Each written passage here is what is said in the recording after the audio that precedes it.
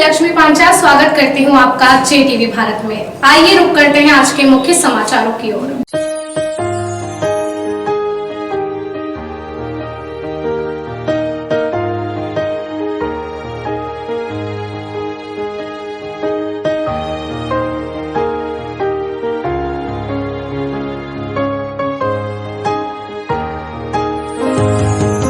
आंखों में कट रही मां की और परिजनों की रातें, परवरिश में तमाम मुश्किलें और एक ही दुआ, सलामत रहे हमारा लाल।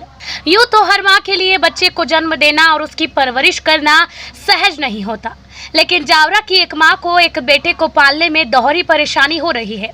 उसका बेटा करोड़ों में एक है, उसमें एक जान और 2 सिर और 3 हाथ हैं। शरीर का हिस्सा एक ही है, लेकिन सिर 2 है और हाथ 3। इनकी परवरिश में मां की रातें आंखों में ही कट रही हैं। इससे मां खुद बीमार होने की दहलीज पर है। परवरिश में दुश्वारियां और भी हैं, लेकिन मां की दुआ यही है कि ये बच्चे सदा सलामत रहें।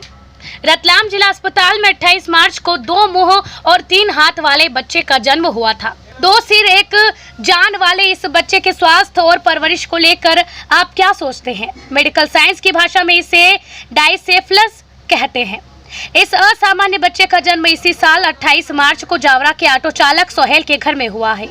ऐसे बच्चों को मेडिकल साइंस की भाषा में डाइसेफ्लस कहते हैं, यानी 2 सिर वाला बच्चा। ऐसा मामला करोड़ों में एक होता है। बच्चे का नाम अली हसन रखा गया है। पैदा होने के बाद ही उसे सांस लेने में तकलीफ थी।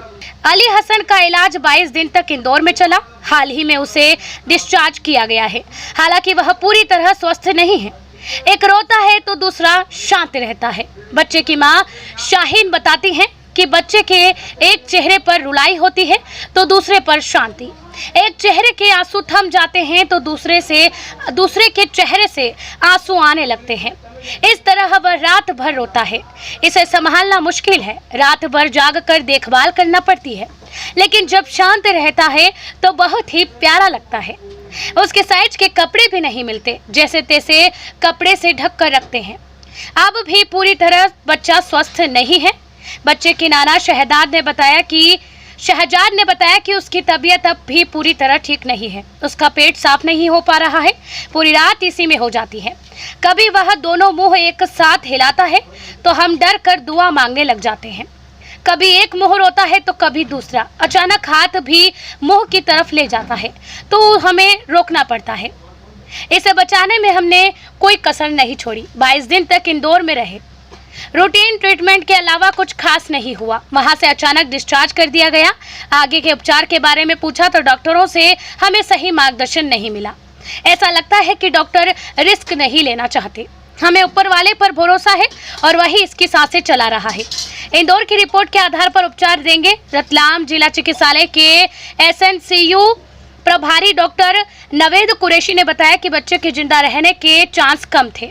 अब वह रतलाम आ गया है तो इंदौर की रिपोर्ट्स के आधार पर हम उसे आगे का ट्रीटमेंट देंगे। वहीं अब पूरा परिवार मिलकर बच्चे को खुश रखने लगा है। सभी बच्चे को लेकर चिंतित तो हैं पर खुश भी हैं। परिवार वालों का ऐसा मानना है कि मालिक ने जो संतान दी है वो उसकी रहमत है और मालिक की दी हुई रहमत को खुश रखकर उसका शुक्र अदा करते हैं। रातें परवरिश में तमाम मुश्किलें और एक ही दुआ, सलामत रहे हमारा लाल। जावरा से संवाददाता भेरूलाल मालवी की रिपोर्ट।